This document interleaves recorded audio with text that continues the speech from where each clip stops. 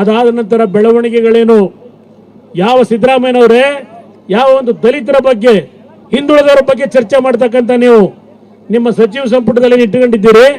ಆ ವ್ಯಕ್ತಿ ಆ ದಲಿತರ ಭೂಮಿಯನ್ನು ಯಾವ ರೀತಿ ಲಪಟಾಯಿಸಿದ್ರು ನಿಮ್ಮ ಹತ್ರ ಮಾಹಿತಿ ಇಲ್ಲವೇ? ಕೇಳಲಿಕ್ಕೆ ಬಯಸ್ತೀನಿ ಶಿವಕುಮಾರ್ ಅವರಿಗೆ.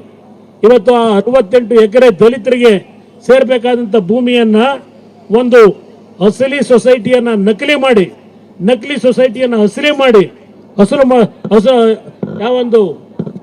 ನೀವು ಮಾಡಿರ್ತಕ್ಕಂಥ ಒಂದು ಕರ್ಮಕಾಂಡ ಏನಿದೆ, ಅಸಲು ನಕಲು ಏನು ಮಾಡಿದ್ರೆ ಆ ದಲಿತರಿಗೆ ದೊರಕಬೇಕಾದಂತ ನಿವೇಶನಗಳನ್ನ ಲಪಟಾಯಿಸಿದಂತ ನಿಮ್ಮಂತ ವ್ಯಕ್ತಿ ಕುಮಾರಸ್ವಾಮಿ ಆಸ್ತಿಯ ಬಗ್ಗೆ ಚರ್ಚೆ ಮಾಡ್ತಕ್ಕಂಥ ನೈತಿಕತೆ ನಿಮ್ಮಲ್ಲಿದೆಯಾ? ನಾನು ಬಿಡದಿಯ ಈ ಭಾಗದ ನನ್ನ ಜನತೆಯಲ್ಲಿ ಈ ವೇದಿಕೆ ಮುಖಾಂತರ ಕೇಳಲಿಕ್ಕೆ ಬಯಸ್ತೇನೆ. 1983-84 ನಾನು ಈ ಒಂದು ಭಾಗದಲ್ಲಿ ಭೂಮಿಯನ್ನು ಖರೀದಿ ಮಾಡಿದಾಗ ಯಾವುದಾದರೂ ಒಂದು ಕುಟುಂಬಗಳಿಗೆ ಅನ್ಯಾಯ ಮಾಡಿದ್ದೇನಾ, ದಬ್ಬಾಳಿಕೆ ಮಾಡಿದ್ದೇನಾ, ಒತ್ತಡ ಪೂರ್ವಕವಾಗಿ ಜಮೀನನ್ನು ಖರೀದಿ ಮಾಡಿದ್ದೇನಾ ಅಂತಕ್ಕಂಥದ್ದು ಒಬ್ಬ ನಮ್ಮ ಕೇತಗನಹಳ್ಳಿ ಗ್ರಾಮದ ಒಂದು ಕುಟುಂಬದವರು ಬಂದು ನನ್ನ ಮುಂದೆ ಪ್ರಶ್ನೆ ಮಾಡಿದ್ರು. ರಾಜಕೀಯದಿಂದ ನಿವೃತ್ತಿ ಹೊಂದಲಿಕ್ಕೆ ತಯಾರಾಗಿದ್ದೇನೆ. ನಾನು ಯಾವುದೇ ರೀತಿಯ ದಬ್ಬಾಳಿಕೆಗಳನ್ನು ಮಾಡಿ ಅಧಿಕಾರ ದುರುಪಯೋಗ ಮಾಡ್ಕೊಂಡು ತಗೊಂಡಂಥದ್ದಲ್ಲ.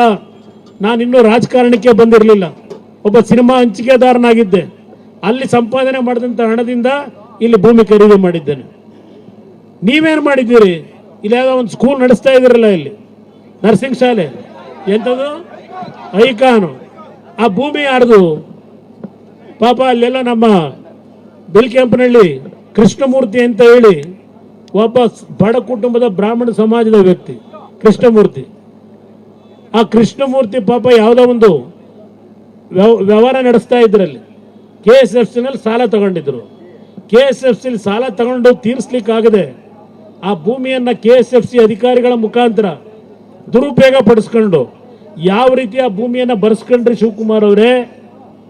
ಇವತ್ತು ಅದ್ಯಾವುದೋ ನಿಮ್ಮ ಅಜ್ಜಯ್ಯನ ನೆನೆಸ್ಕೊಂಡು ಮಾತಾಡ್ತಿರಲ್ಲ, ಅದರ ಪಕ್ಕದಲ್ಲಿ ಇನ್ನೊಂದು ಭೂಮಿ, ಯಾವೊಬ್ಬ ಮಿಲಿಟರಿನಲ್ಲಿ ಕೆಲಸ ಮಾಡಿದಂಥ ರಾಮಸ್ವಾಮಿ ಮಿಲಿಟರಿಯಿಂದ ನಿವೃತ್ತಿ ಒಂದು ಬಂದು ಇಲ್ಲಿ ಯಾವುದೋ ಒಂದು 4-5 ಎಕರೆ ಭೂಮಿ ತಗೊಂಡಿದ್ರೆ ಅವರ ಮಗಳನ್ನ ಕಿಡ್ನ್ಯಾಪ್ ಮಾಡಿ, ಚಿಕ್ಕ ಮಗುನ ಕಿಡ್ನ್ಯಾಪ್ ಮಾಡಿ ಭೂಮಿ ಬರ್ಸ್ಕೊಂಡು ಆ 25 ಲಕ್ಷ ಚೆಕ್ ಕೊಟ್ಟು ಡಿಸಾನರ್ ಆಗಿದೆ ಚೆಕ್. ಇವತ್ತು 40 ವರ್ಷ ಆಯಿತು, ಆ ಚೆಕ್ ಹಣನೂ ಕೊಡಲಿಲ್ಲ.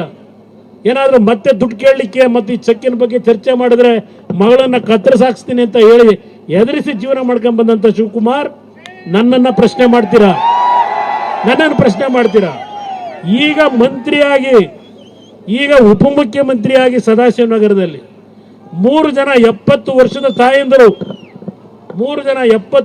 ತಾಯಂದರು, ವಿಧವಾ ತಾಯಂದರು, ಅವರ ಮೇಲೆ ಒತ್ತಡ ಹಾಕಿ ಇವತ್ತು ಉಪಮುಖ್ಯಮಂತ್ರಿಗಳಾದ ನಂತರ ಸದಾಶಿವನಗರದಲ್ಲಿ ಅವರಿಗೆ ಹಲವಾರು ಬೆದರಿಕೆ ಹಾಕಿ ನಿಮ್ಮ ಮಗಳಿಗೆ ಸೈಟ್ ಬರ್ಸ್ಕೊಂಡಿದ್ದೀರಲ್ಲ ಸದಾಶಿವನಗರದಲ್ಲಿ, ಆ ಕೆಲಸ ಮಾಡಿದ್ದೇವಾ? ನಿನ್ನ ಹತ್ರ ಬಿಚ್ಚಿ ಏನಿದೆ? ಅದೇನೋ ನೆನೆ ಹೇಳ್ಕೊಂಡಿದ್ದೀರಿ ಬಿಚ್ಚಪ್ಪ. ಇರೋದು ನಾವು ಬೀದಿಲಿ ನಿಮ್ಮ ಜೊತೆಲಿದ್ದೇವೆ, ಅವರಿರೋದು ಗಾಜಿನ ಮನೆ ಒಳಗೆ. ಅವ್ರು ನನ್ನನ್ನು ಪ್ರಶ್ನೆ ಮಾಡ್ತಾರ. ನಾನು ನಮ್ಮ ಸಹೋದರನ ಬಗ್ಗೆ ಪ್ರಶ್ನೆ ಮಾಡಿದ್ದಾರೆ ಮಧ್ಯಾಹ್ನ ರಾಮನಗರದಲ್ಲಿ ಹೇಳ್ತೀನಿ.